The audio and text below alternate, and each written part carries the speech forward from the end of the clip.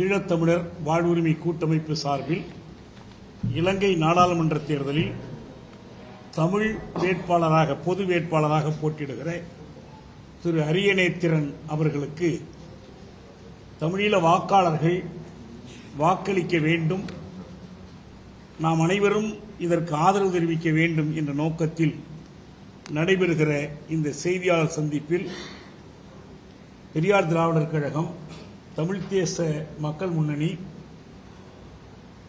ஒருங்கிணைப்பாளர் என்ற முறையில் திராவிடர் விடுதலை கழகத்தினுடைய தலைவர் குளத்தூர் மணி அவர்கள், தமிழக வாழ்வுரிமை கட்சியினுடைய வேல்முருகன் அவர்கள், மறுமலர்ச்சி திராவிட முன்னேற்ற கழகம் சார்பில் நம்முடைய வந்தியத்தேவன், அந்திரிதாஸ் ஆகியோரும் கலந்து கொண்டிருக்கிறார்கள். இந்த தேர்தல் செப்டம்பர் 21 நடைபெறுகிறது. சிங்கள தரப்பில் 4 முக்கிய வேட்பாளர்கள் போட்டியிடுகிறார்கள்.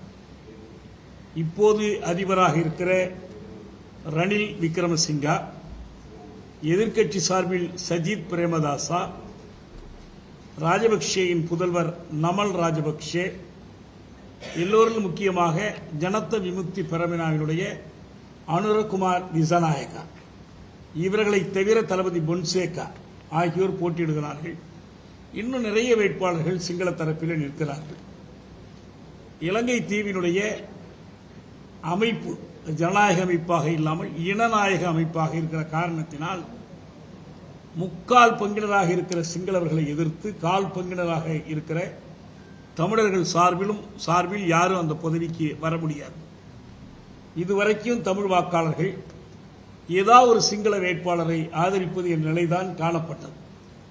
இந்த முறை அதற்கு மாற்றாக வெற்றி தோல்வி பற்றி கவலைப்படாமல் தமிழர்களின் இருப்பையும் விருப்பையும் உலகத்திற்கு உணர்த்த வேண்டும் என்ற முறையில் ஒரு பொது வேட்பாளரை நிறுத்தியிருக்கிறார்கள். இப்போதும் கூட ஒரு சிலர் விலகி நிற்கிறார்கள். ரணிலை ஆதரிக்க வேண்டும் அல்லது சஜித்தை ஆதரிக்க வேண்டும் என்ற நிலைப்பாடுகளோடு இருக்கிறார்கள். ஆனால் பெரும்பகுதியான தமிழ் அரசியல் கட்சிகள், 7 அரசியல் கட்சிகள், அவை தவிர குடிமை சமூக அமைப்புகள், பசுமை இயக்கங்கள், மனித உரிமை அமைப்புகள், சிவில் சமூக அமைப்புகள் எல்லோரும் சேர்ந்துதான் ஒரு பொது கட்டமைப்பை உருவாக்கி அரியநேத்திரனை வேட்பாளராக நிறுத்துகிறார்கள். அவர் இப்போது நாடாளுமன்ற உறுப்பினராக இருக்கிறார். ஆனால் தொடர்ந்து அந்த பொறுப்பில் நீடிக்கப் போவதில்லை என்று அவர் அறிவித்திருக்கிறார். அவர்கள் ஒரு தெளிவான ஒரு தேர்தல் அறிக்கையை கொடுத்திருக்கிறார்கள். தமிழ் மக்கள் கடந்த காலத்தில் வலியுறுத்தி வருகிற ஒரு தற்சார்பான பன்னாட்டு புலனாய்வு நடத்தப்பட வேண்டும், இன அழிப்புக்கு ஈடு செய் நீதி வேண்டும், தொடர்ந்து வருகிற பௌத்தமயமாக்கம், சிங்களமயமாக்கம், இராணுவமயமாக்கம், இந்த வழியிலான கட்டமைப்பியல் இனவழிப்பை தடுத்து நிறுத்த வேண்டும், சிறையில் இருக்கிற போர் கைதிகள், போர் முடிந்து 15 ஆண்டுகளுக்கு பிறகும் அவர்கள் விடுதலை செய்யப்படாமல் இருக்கிறார்கள், அவர்களை விடுதலை செய்ய வேண்டும். 19,000 பேர் காணாமலாக்கப்பட்டிருக்கிறார்கள். அந்த தாய்மார்கள் 1000 நாட்களுக்கு மேலாக தொடர்ந்து போராடி கொண்டிருக்கிறார்கள். இந்த காணாமலாக்கப்பட்டவர்களுக்கு நீதி புகட்ட வேண்டும், நீதி கிடைக்க வேண்டும். இப்போது இருக்கிற அதிபர் ரணில் விக்ரமசிங்கா யாழ்ப்பாணத்தில் பொங்கல் திருவிழா கொண்டாட சென்ற போது காணாமலானவர்கள் எல்லாம் பெரும்பாலும் செத்து போய்விட்டார்கள், அவர்களை தேடுவதில் பயனில்லை என்று அறிவித்தவர் தான். அதே போலதான் கோட்டபயா வெற்றி பெற்றவர்களும் அறிவித்தார். ஆனால் அப்படி காணாமலாக்கப்பட்டவர்களுக்கு நீதி கிடைக்க வேண்டும் என்பதற்கான போராட்டம் தொடர்ந்து நீடிக்கிறது. அதேபோல பறிக்கப்பட்ட நிலங்களை திருப்பி கொடுக்க வேண்டும். வடக்கில் தான் மிகப்பெரிய அளவில் ராணுவம் குவிக்கப்பட்டிருக்கிறது. எனவே ராணுவ ஆக்கிரமிப்பு நீக்கப்பட வேண்டும். இந்த கோரிக்கைகளை எல்லாம் வலியுறுத்தித்தான் இந்த பொது வேட்பாளர் போட்டியிடுகிறார்.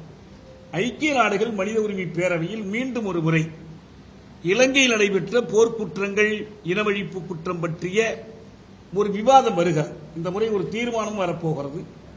ஏற்கனவே மனித உரிமை பேரவையில் முன்னோட்ட அறிக்கை வந்திருக்கிறது.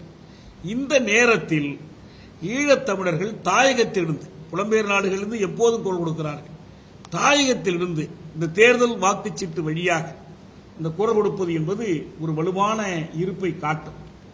ஏற்கனவே தமிழக சட்டப்பேரவை உலகத்திலேயே தமிழர்கள் அரசமைப்புக்கு உட்பட்டு தேர்ந்தெடுத்திருக்கிற மிகப்பெரிய பேரவை நம்முடைய சட்டப்பேரவை தான். நடந்தது இன அழிப்பு என்ற தீர்மானத்தை இயற்றியிருக்கிறோம். வடக்கு மாகாண சபையில் இதே போன்ற தீர்மானம் இயற்றப்பட்டிருக்கிறது. கனடாவில் பிராம்டன் நகர சபை இந்த தீர்மானத்தை இயற்றியிருக்கிறது.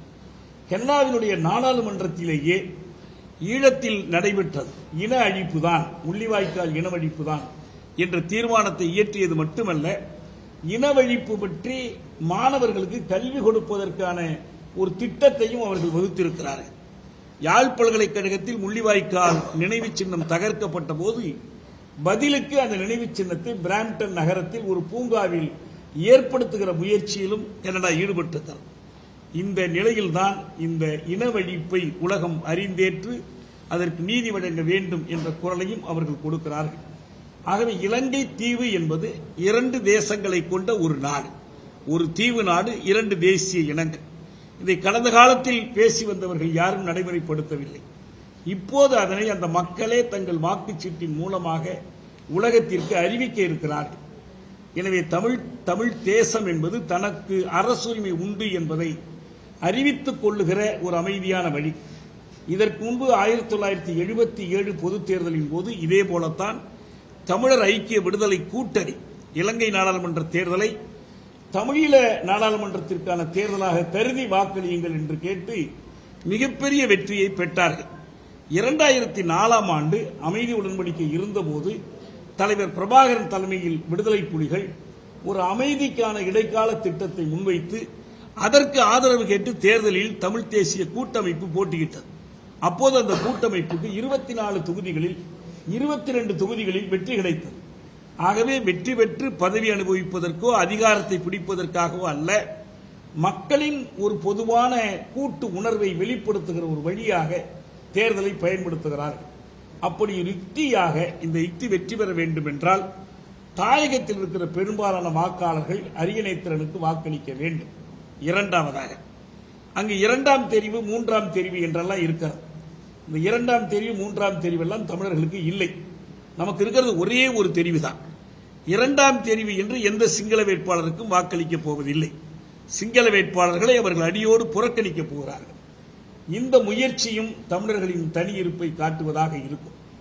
தமிழர்களுடைய நீதிக்கான போராட்டத்திற்கு இது இன்னும் ஒரு கட்டத்தை குறிக்கும் என்று நாம் நம்புகிறோம். இது குறித்து நாம் தமிழ்நாட்டு மக்களுக்கு சொல்ல வேண்டிய கடமை இருக்கிறது. ஏற்கனவே நாம் ஒரு கோரிக்கை வைத்திருக்கிறோம். தமிழக அரசு ஐக்கிய நாடுகள் மனித உரிமை பேரவையில் உறுப்பினர்களாக இருக்கிற எல்லா அரசுகளுக்கும் கடிதம் எழுத வேண்டும் என்ற கோரிக்கை வைத்திருக்கிறோம். தமிழகத்தில் ஆளுங்கட்சி எதிர்க்கட்சி அனைத்து கட்சிகளும் இந்த தமிழ் பொது வேட்பாளருக்கு ஆதரவு தெரிவிக்க வேண்டும் என்று கேட்டுக்கொள்கிறோம். இது உலக தழுவிய அளவில் நீதிக்கான ஒரு பரப்புரையாக அமையும் என்று நாம் நம்புகிறோம். நன்றி. தமிழக முதலமைச்சர் ஒரு கோரிக்கை இந்த பொது வேட்பாளரை ஆதரிக்க வேண்டும் என்பது. இரண்டாவது, இந்த தேர்தல் அறிக்கை அதனுடைய சுருக்கத்தை நாங்கள் உங்க எல்லோருக்கும் அறிக்கையாக கொடுத்திருக்கிறோம். அவர்கள் அதிகாரபூர்வமாக அந்த பொது கட்டமைப்பு ஒரு தேர்தல் அறிக்கையை வெளியிட்டிருக்கிறார்கள். அந்த தேர்தல் அறிக்கையில் தமிழ் மக்களுடைய கோரிக்கைகளை வலியுறுத்தி இருக்கிறார்கள். ஐக்கிய நாடுகள் அமைப்பு கடந்த காலத்தில் இயற்றியிருக்கிற தீர்மானங்களின்படியும் சர்வதேச சட்டங்களின்படியும் ஒரு இன அழிப்புக்கு நீதி செய்வது என்பது குற்றவாளிகளை தண்டிப்பது மட்டுமல்ல, மீண்டும் அந்த குற்றம் நிகழாமல் தடுக்க வேண்டும். ரெக்கரன்ஸ் கூடாது. மீண்டும் நிகழாமல் தடுப்பதற்கு பொருத்தமான அரசியல் தீர்வு காணப்பட வேண்டும். அந்த அரசியல் தீர்வு என்ன என்பதை அந்த மக்களே தீர்மானிக்க வேண்டும். நம் காலத்தில் மிக அண்மையில் தெற்கு சூடானில் ஒரு வாக்கெடுப்பு நடத்தி அரசியல் தீர்வு காணப்பட்டது. கிழக்கு தைமோரில் அப்படித்தான் வாக்கெடுப்பு நடத்தப்பட்டது. கொசாவாவில் அப்படித்தான் வாக்கெடுப்பு நடத்தப்பட்டது. அப்படி ஒரு வாக்கெடுப்பை தாயகத்திலும் புலம்பெயர் தேசங்களிலும் தமிழீழ மக்கள் மத்தியில் நடத்த வேண்டும் என்பது ஒரு ஜனநாயக கோரிக்கை. இந்த கோரிக்கையை தாயகத்திலும் புலம்பெயர் நாடுகளிலும் அனைத்து மக்களும் ஆதரிக்கிறார்கள். இதற்கு தமிழக அரசும் ஆதரவு கொடுக்க வேண்டும். ஆதரவு கொடுப்பதன் மூலமாக அந்த கோரிக்கை வலுப்படும் என்று நாம் நம்புகிறோம். எனவேதான் இந்த கோரிக்கைகளை நாம் தமிழக அரசிடம் வலியுறுத்துகிறோம். ஒன்று, இந்த பொது தேர்தல் நடக்கிற சூழல். 2, ஜெனீவாவில் மனித உரிமை பேரவையில் இது பற்றி விவாதம் நடந்து கொண்டிருக்கிற ஒரு சூழல். வெகு விரைவில் அவர்களுடைய அடுத்த தீர்மானம் வரப்போகிறோம். இதை செய்து முடிக்க வேண்டும். இந்திய அரசிடமும் அவர்கள் வலியுறுத்த வேண்டும், தமிழக அரசு வலியுறுத்த வேண்டும். இது எங்களுடைய கோரிக்கை.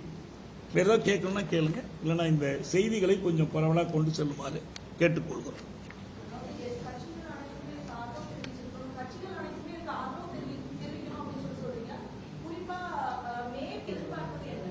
அனைத்து கட்சிகளும் இந்த பொது வேட்பாளருக்கு ஆதரவு தெரிவிக்க வேண்டும் என்று எதிர்பார்க்கிறோம்.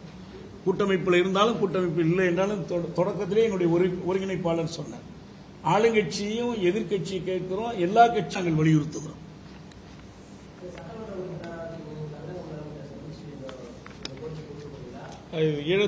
ஈழத்தமிழ் மக்கள் சார்பாகவும் புலம்பெயர்ந்து வாழ்கின்ற ஈழத்தமிழ் அமைப்புகளின் சார்பாகவும் தற்போது அமெரிக்காவில் சுற்றுப்பயணத்தில் இருக்கின்ற மாண்புமிகு தமிழக முதலமைச்சர் அவர்களை சந்தித்து இது குறித்தான வேண்டுகோளை கோரிக்கையை முன்வைத்திருக்கிறார்கள்.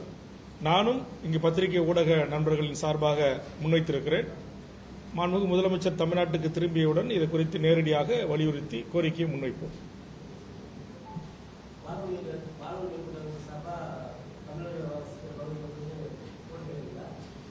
வாழ்வுரிமை கூட்டமைப்பு சார்பில் வேண்டுகோள் வைக்கிறோம், வேண்டுகோளா வைக்கிறோம். பிரச்சாரத்துக்கு அந்த நாட்டில் எங்க பிரச்சாரத்துக்கு போது வாய்ப்பு அங்க போய் பிரச்சாரம். தமிழ்நாட்டு மக்களுக்கு இதை தெளிவுபடுத்துகிற கடமை நமக்கு இருக்கு. இப்ப ஏற்கனவே டெசோ மாநாடுலாம் நடத்தினாங்க, அங்க போய் பிரச்சாரம் பண்ணாங்க. தமிழ்நாட்டு மக்கள் மத்தியில தானே சொல்றோம், அதுபோல சொல்ல வேண்டிய கடமை இருக்கு. தமிழ்நாட்டு மக்களுடைய ஆதரவு அவர்களுக்கு ஊக்கம் கொடுக்கும், அவர்களுக்கு ஒரு மாரல் ஸ்ட்ரென்த், அது ஒரு அறவலிமையை கொடுக்கும். தமிழ்நாடு தான் உலகத் தமிழர்களுடைய முதல் தாயகம், அது இரண்டாவது தாயகம் தான். எனவே தமிழ்நாட்டிலிருந்து குரல் கொடுத்தால் அது இந்திய அரசுக்கும் அழுத்தம் கொடுக்கும், உலகெங்கும் அந்த செய்தி பரவலாக கொண்டு செல்லப்படும்.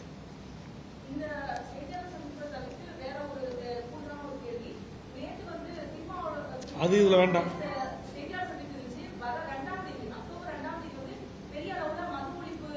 இல்ல அது இது இந்த கூட்டமைப்பு இல்ல, இந்த கூட்டமைப்பினுடைய நோக்கம் இது ஒரு பொருள் குறித்து நடத்தப்படுகிற செய்தியாளர் சந்திப்பு. அது அரசியல் ரீதியாக வேறு பொருள் குறித்து நம்ம அப்புறம் பேசலாம்.